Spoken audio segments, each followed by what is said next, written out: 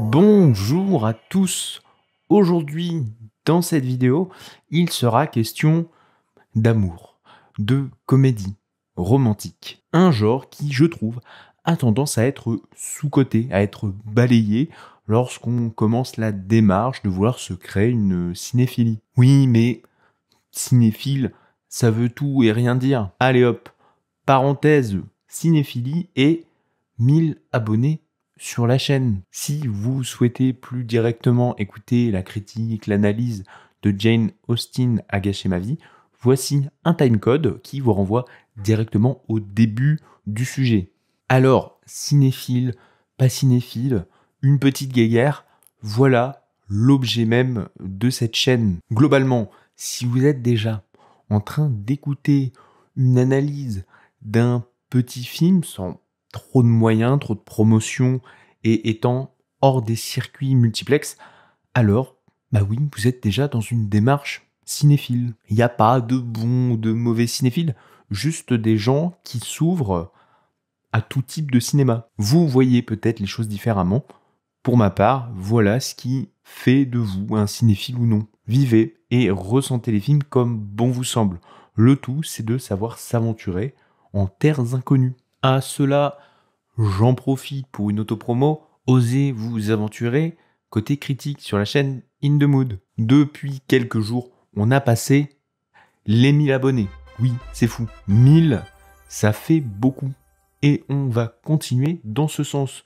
Si vous voulez m'aider, n'hésitez pas à liker les vidéos. Alors oui, on entend souvent, n'hésitez pas à liker, commenter, partager. En fait, ce qu'on peut plutôt déduire avec YouTube, c'est qu'il y aurait une forme de ratio. Ratio qui permet de déduire la pertinence d'une vidéo entre le nombre de vues, le nombre de likes ou de dislikes. Dans cette logique, une fois qu'une vidéo est en ligne, c'est la communauté qui décide de son succès, de sa date limite de consommation. Oui, la commu In The Mood, c'est vous qui avez la main pour faire vivre le futur de la chaîne. Imaginez bien que 150 vues pour 150 likes, ça risque d'intriguer un petit peu YouTube. Voilà ce gros point pour vous dire que oui, si ça vous plaît, bah vous savez comment m'aider, vous savez comment aider la chaîne pour l'année à venir. Quoi qu'il en soit, merci d'être là et puis on continue comme ça. Jane Austen a gâché ma vie, réalisée par Laura Piani, une comédie romantique française à l'anglaise. Agathe a autant de charme que de contradictions. Elle est célibataire mais rêve d'une histoire d'amour digne des romans de Jane Austen. Elle est libraire mais rêve d'être écrivain. Elle a une imagination débordante mais une sexualité inexistante. La vie n'est jamais à la hauteur de ce que lui a promis la littérature. Si vraiment vous partez de loin, et pourquoi pas, sachez que Jane Austen est une romancière anglaise du 19e siècle. Il suffit de citer Orgueil et Préjugés pour avoir un « Ah oui, je vois qui c'est ». De façon plus générale, c'est l'une des plus grandes autrices que le monde ait connue. Oui, on monte d'un cran. Alors, au vu de ce titre, le film vient-il cracher sur l'une des plus grandes figures de la littérature? Vous vous doutez que non, pas du tout. On est plus proche d'une lettre d'amour à l'univers Austen.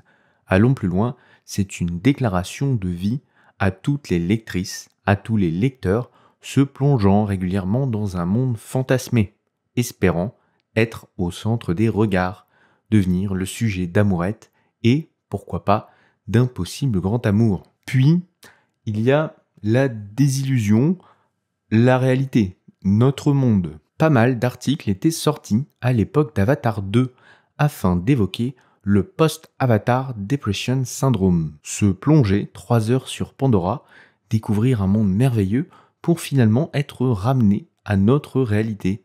Non, Pandora n'existe pas et n'existera jamais. Poudlard non plus. Vous ne serez pas sorcier. Et ça, ça c'est dur. J'ignore la pertinence scientifique de ce post-Avatar Depression Syndrome qui a tant fait parler, Mais il y a là une réalité que nous avons tous vécue, une frontière indépassable.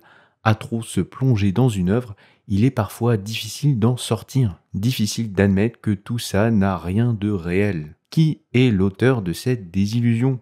Qui est ce génie qui m'inflige le bonheur d'un monde inexistant? Jane Austen a gâché ma vie, une façon de dire que la vie que je m'étais rêvée ne pourra jamais avoir lieu. Se construire sur des œuvres qui reflètent difficilement sa propre réalité.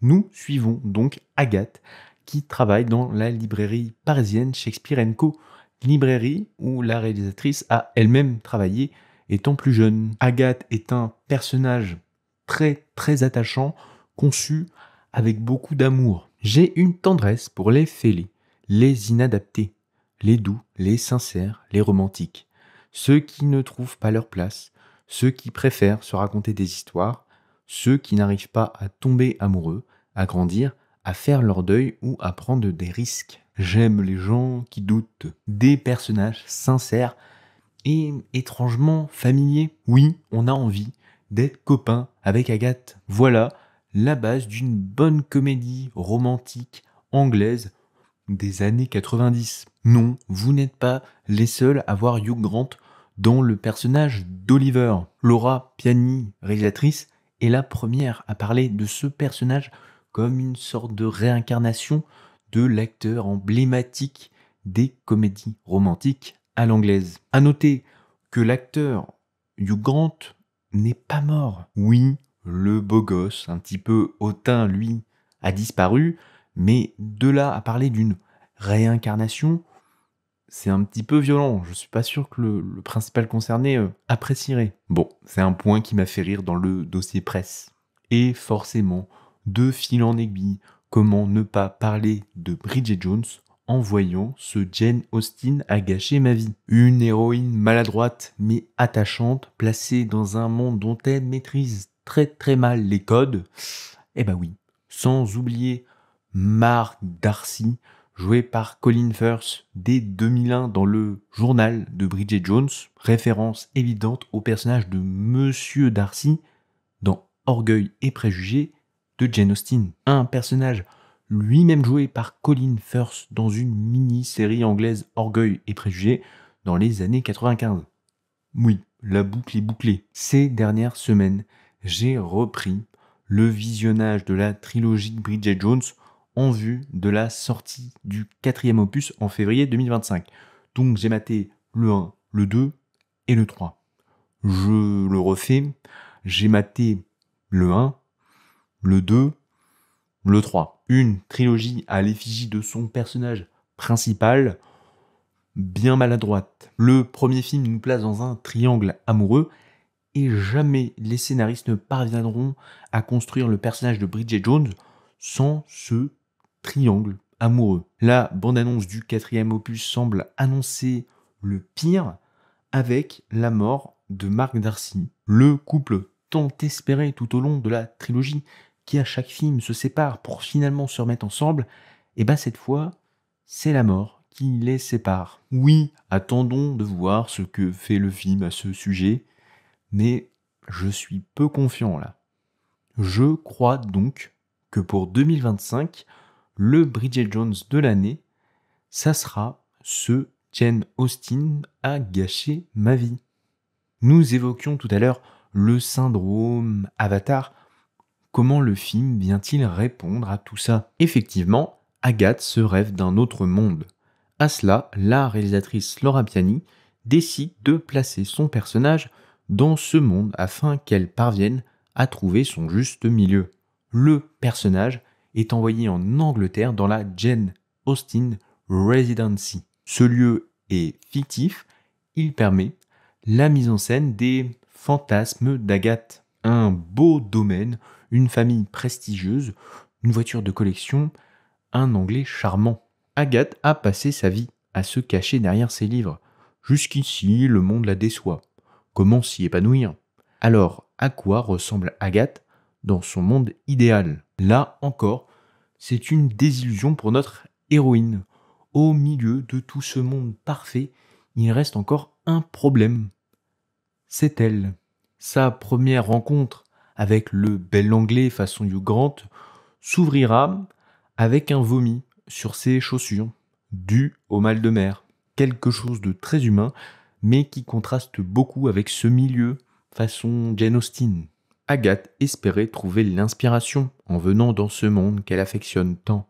Mais même là, le blocage persiste. Il ne suffit pas d'intégrer son monde idéal pour atteindre son idéal. Au-delà de l'amour, Agathe ambitionne également de devenir écrivaine. Là encore, Jane Austen est un modèle, mais là encore, Jane Austen va devenir un frein pour notre héroïne. L'admiration de ce modèle va l'amener à détester toute forme de production personnelle. Nous ne sommes jamais à la hauteur de nos icônes. Voilà un deuxième axe de lecture du titre. Agathe va devoir apprendre à se détacher de l'écrivaine, aussi bien pour sa vie amoureuse que pour ses ambitions d'autrice. Elle doit trouver son style à elle, vivre ses histoires personnelles. Voilà pourquoi elle quittera la Jane Austen Residency sans avoir écrit une ligne, et que c'est seulement en retournant du côté de ses origines dans une petite maison familiale qu'elle va réussir à se débloquer et casser ce syndrome de la page blanche. Fin. Non, pas fin. Le film est beaucoup plus optimiste et vient réconcilier ces deux mondes. Jane Austen restera une part d'Agathe. Son influence aura une présence éternelle. C'est donc au tour de Jane Austen de venir teinter l'œuvre plus personnelle et la vie d'Agathe. On termine sur ça. Je vous invite évidemment à découvrir le film, à lui laisser une chance. C'est un petit bonbon. Non, vous ne passerez pas un mauvais moment. Et oui, il n'a pas à rougir face aux comédies romantiques à l'anglaise. Merci à tous. Encore merci pour les 1000 abonnés. N'hésitez pas à liker et on se dit à très bientôt. Salut!